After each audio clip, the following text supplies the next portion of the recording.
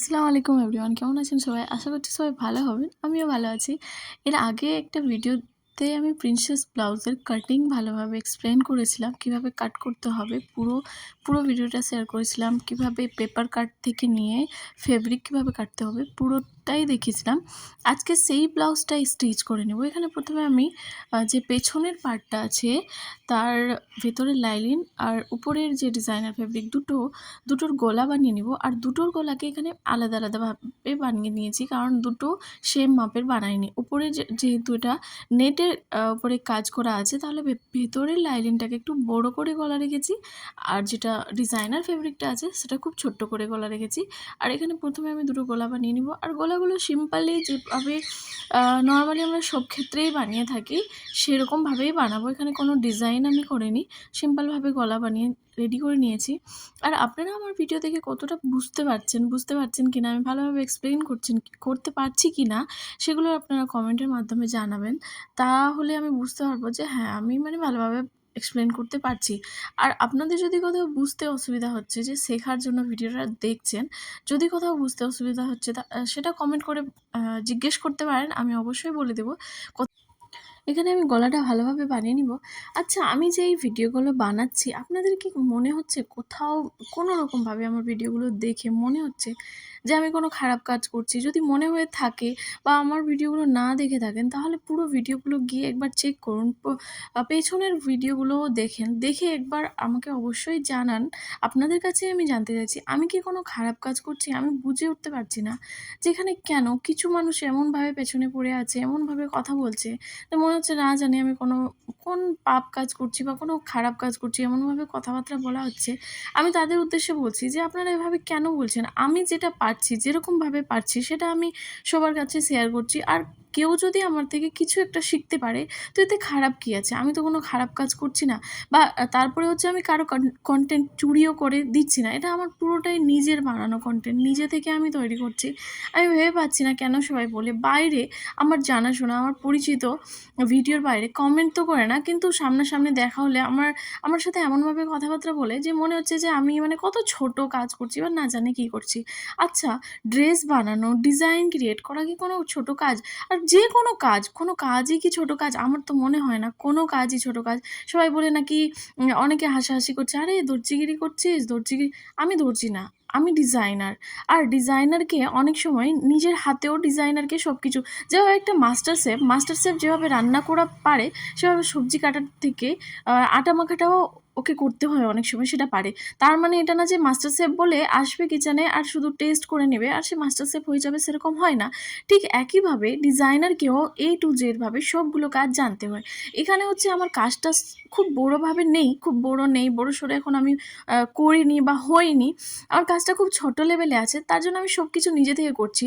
আর আল্লাহর হুকুমে যদি আমার কাজটা বড় হয়, খুব ভালোভাবে আমি বড়োভাবে সেটাকে তৈরি করি, বা আমার যখন বুটিক করব, আমার লাইফস্টাইলটা অন্যরকম আছে। আমি একটা বুটিক নিয়ে এখন করতে পারছি না, যেহেতু আমার হাজব্যান্ডের জব হচ্ছে ট্রান্সফারেবল, এক জায়গা থেকে অন্য জায়গায় যেতে হয়। আমি বুটিক একটা স্থায়ী জায়গায় আমাকে করতে হবে, সেটা আমি করতে পারছি না।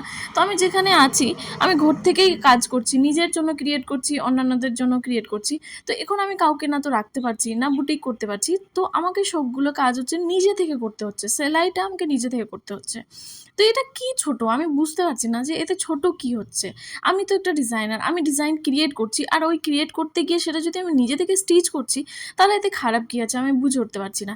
তবে কিছু মানুষ আছে যাদের মানসিকতা কোনোদিন চেঞ্জ করা যায় না। তারা জানি না কি ভাবে, হয়তো নিজের কাজটাকে সে হয়তো অনেক মহান ভাবে। আর যদি খতিয়ে দেখা যায় তার কাজটাও খুব বেশি ভালো না। তবে আমি কারো কাজকে ছোট বলব না। সবার কাজ নিজের জায়গা, সব কাজই ভালো। মানুষ যদি কাজ করছে নিজে থেকে, সেটাই অনেক ভালো। বসে থাকা থেকে কিছু করাটা অনেক ভালো। তবে আমি জানি না আমাকে কেন সবাই খারাপ বলছে। আর আপনাদের যদি মনে হচ্ছে, আপনাদের কারো যদি মনে হচ্ছে যে আমি কোনো খারাপ কাজ করছি এটা করে, এই ভিডিওগুলো বানিয়ে, তাহলে প্লিজ আমাকে কমেন্টে জানাবেন আর বলবেন যে আমি কোথায় খারাপ করছি বা কোথায় ভুল করছি। আমি বুঝতে পারছি না। তার জন্য আমি এই কথাটা আপনাদের সামনে রাখলাম। প্লিজ আমাকে কমেন্ট করে একটু জানাবেন। পেছনের ডিজাইনটা আমি বানিয়ে নিয়েছি, ব্যাক সাইডটা পুরো ভালোভাবে পেছনের টাক্স লাগিয়েছি, আপনারা দেখতেই পেয়েছেন। এখন সামনেরটাও যেভাবে যেভাবে আমার কাটিং করা ছিল, প্রিন্সেস লাইনটা প্রথমে জয়েন্ট করে নিয়েছি দুটো পার্টের। এবার হচ্ছে যেখানে হুক লাগানো হবে, একটা এক সাইডে হুক দেওয়া হবে আর এক সাইডে হুকের জন্য ঘর করা হবে, সেটাকে আমি বানিয়ে নিচ্ছি। এটা হয়ে যাওয়ার পর পুরোটাকে জয়েন করে দিব। আর এটা জয়েন করা, ব্লাউজটাকে জয়েন করা খুবই সিম্পল, খুবই সিম্পল। যারা কাটিংটা শিখে যায় তারা জয়েন করতে খুবই ইজিভাবে পারে। একবার দেখতে মানে একবারে দেখলেই ভালো, দ্বিতীয়বার নিজে থেকে করা যাবে। তবে শুধু কাটিংটাতে ভালোভাবে ধ্যান দিতে হবে, কাটিংটা ভালোভাবে বুঝতে হবে, তাহলেই আপনি স্টিচিংটা খুব ভালোভাবে করে নিতে পারবেন। তো কাটিংটা যদি দেখে নিয়ে থাকেন তাহলে বুঝতে পারবেন যে আমি স্টিচিংটা কীভাবে করেছি। আর স্টিচিংটা আপনি দেখলেই বুঝতে পারছেন, বেশি কিছু নেই। আর প্রিন্সেস কাট ব্লাউজে সেরকম কিছু থাকে না, কোনো ঝামেলা থাকে না। 2-3টে পার্ট থাকে যেটা একে অপরের সাথে জয়েন করতে হয়। এবার আমি সামনে পেছনের পার্টটাকে জয়েন করে নিব, ঘাড়ের কাছে যে জয়েন্টটা থাকে সেটা দিয়ে নিব, তারপরে স্লিপ জয়েন করে দিব। ভেরি সিম্পল, আর তারপরেই কমপ্লিট হয়ে যাবে। আর এই ব্লাউজটাতে আমি যে স্লিপ বানিয়েছি সেটা আমব্রেলা স্লিপ বানিয়েছি, যেটা আমার অনেক দিন থেকে ইচ্ছে ছিল। আমি আগেই বলেছি এই ব্লাউজটা আমি অনেক আগেই কেটে রেখেছিলাম আর করতে চেয়েছিলাম, তবে সময় হয়ে ওঠেনি বা থেকে গেছে কোনোরকমভাবে, অন্যান্য ডিজাইন ক্রিয়েটে আমি ব্যস্ত হয়ে গেছিলাম বলে এটা একটু লেট করে শেয়ার করা হচ্ছে। তবে স্টিচিংয়ের ক্ষেত্রে যদি কিছু বুঝতে না পেরে থাকেন, কোথাও যদি কিছু বুঝতে অসুবিধা হয়, তাহলে আমাকে কমেন্ট করবেন। আমি আপনাদেরকে ভালোভাবে কমেন্টের মাধ্যমে হোক বা নেক্সট ভিডিও ক্রিয়েট করার মাধ্যমে হোক ভালোভাবে বুঝিয়ে দিব। এখানে দেখতেই পাচ্ছেন আমি আমব্রেলা স্লিপটাকে ভালোভাবে কেটে রেখেছি। এখানে জয়েন্টের কাছে একটু কেটে নেব, আর এখানে যে আমি আর্ম হোলটা কেটে রেখেছি সেখানে এটাকে ভালোভাবে আগে দেখে নেব যে কত দূর অবধি আসছে, ছোট পড়ছে না বড় হচ্ছে, সেই হিসাবে আমাকে জয়েন করতে হবে। কারণ জয়েন করে নেওয়ার পর সেটা খোলাটা ঠিক হয় না। আর নেটের ফেব্রিক যেহেতু, সেলাই খুলতে গেলে ফেব্রিক টান টান হয়ে যায় আর খারাপ হয়ে যায়। সে কারণে আমি প্রথমে মেপে দেখে নিলাম যে কতটা বড় বা এক্সট্রা কাপড় কতটা আছে, সেই হিসাবে আমি জয়েন করে নেব। এখানে এক্সট্রা একটু ছিল, সেটাকে আমি বাইরে রেখে ফেব্রিকটাকে জয়েন করে নিচ্ছি। পুরো পুরো ফ্যাব্রিকটা জয়েন্ট হয়ে গেলে পুরো ডিজাইনটা আপনারা দেখতে পাবেন এখানে। আর অবশ্যই কমেন্ট করে জানাবেন যে ব্লাউজটা কেমন হয়েছে। আমি পরে যেহেতু আমার কাছে এখন তো ডামি নেই যে আমি বডির ফিটিংটা ভালোভাবে দেখাতে পারছি না, তবে যেটুকু পিকচার এখানে আমি শো করে দেবো শেষের দিকে, সেটা থেকে বুঝতে পারবেন ফিটিংটা কেমন হয়েছে। ফিটিংটা খুবই সুন্দর হয়েছে। আমি যখন এটাকে পরলাম অনেক বেশি কমফোর্টেবল ছিল।